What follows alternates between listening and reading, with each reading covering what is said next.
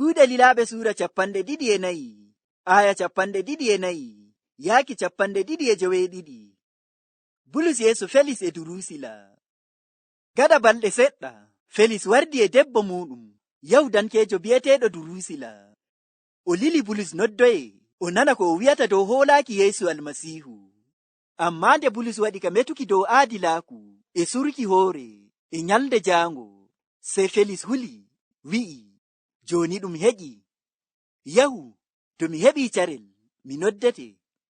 E mo kammi Bulus hokkaymo ceede, kanjum waɗi ko nde e mo noddamo ngam ɓe medda. Gada duuɓi 2, Felis jippi, Fokiyus Festus warti gomnaajo. Nde Felis e yiɗi welnanki Yahudanko'en ɓerɗe, o ali Bulus nder suudu cural.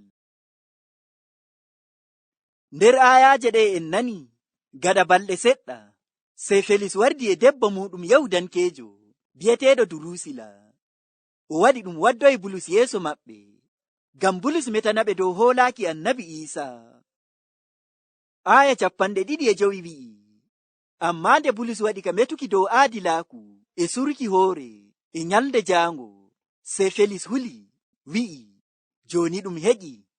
Yahu, to mi heɓii carel, mi noddete.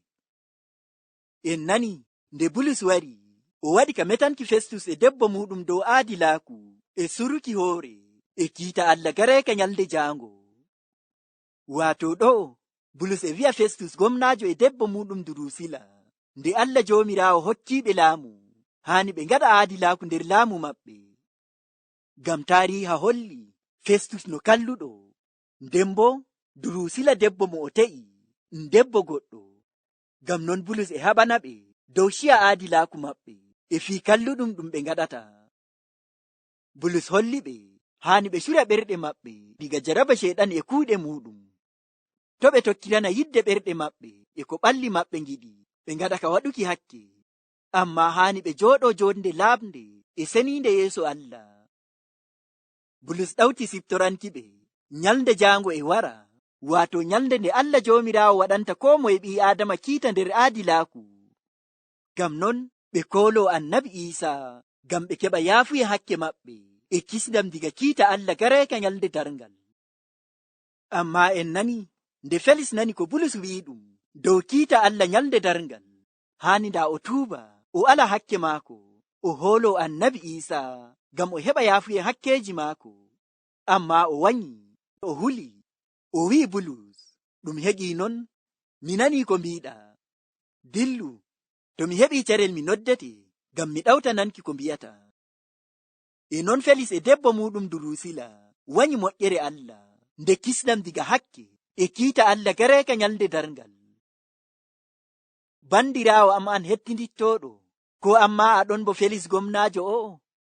A nana goonga Allah dow ko ngaɗata ngam keɓa yaafuye hakke maɗa e kisnam diga kiita Allah gareeka nyalde darngal, barka hoolaaki Annabi Iisa. Amma a wanya. Sey paama ɗo wiiki bandiraawo am, to a wanyi Annabi Iisa warta kisnooma diga hakke maɗa e kiita Allah gareeka nyalde darngal, a wanyata Annabi Iisa warta kiitotoɗoma nyalde darngal. Ngam Allah Joomiraawo waɗi Annabi Iisa warta kiitotoɗo ɓiɓɓe Aadama nyalde darngal. Ngam non sey cuɓa bandiraawo am, ko Annabi Iisa warta kisnooma diga hakke maɗa e kiita Allah gareeka nyalde darngal, ko bo o warta kiitotoɗoma nyalde darngal. Ngam non bandiraawo am, jooni hoola Annabi Iisa nder ɓernde maɗa, ngam keɓa yaafuye hakkeeji maɗa e kisnam diga kiita Allah gareeka nyalde darngal. Bandiraawo am, taa wi'u sey to a nyumi dow maajum taw, ngam yonki maɗa na e jungo maɗa woni. Taa wi'u sey jaango, ngam na an jeyi jaango. Jaango e to jungo Allah Joomiraawo. Jooni woni carel ngel Allah Joomiraawo hokkima, njaɓa goonga maako, tokkoɗa laawol maako, jaaraygol ma wuro maako waato aljanna, barka hoolaaki Annabi Iisa.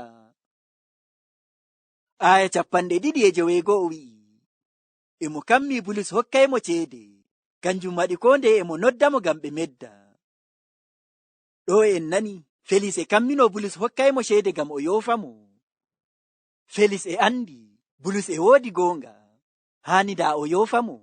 Amma en nani ɗo, e mo yiɗi Bulus hokka mo ceede taw. Ɗum e holla en ciya gonga gaɗeteɗum denno e waɗe haa joni e jamanu meɗen. Ngam e jamanu meɗen hande a tawai neɗɗo e gonga muɗum sei laamu haɓɓa ɗum to hokkayi ceede, mo ciya gonga bo sei yofe gam ceede muɗum. Ngam non ko waɗete e jamanu meɗen na ɗum fii kesum. Aya 22 wi'i, gaɗa duuɓi 2 Felis jippi, Fokis Festus warti gomnaajo. Nde Felis e yiɗi welnanki Yahudanko'en ɓerɗe, o ali Bulus nder suudu cural. En nani ɗo, gaɗa duuɓi 2 Felis jippina diga laamu, Fokis Festus warti gomnaajo. Haani nda Felis yofa Bulus, gam o waɗayi goɗɗum kalluɗum kewtuɗum o sure nder suudu cural ko o wari. Amma nde Felis e yiɗi welnanki Yahudanko'en ɓerɗe, en nani sei o ali Bulus e maɓɓi nder suudu cural. Ɗum e tabbitinana en ciya gonga e ciya aadilaaku Felis.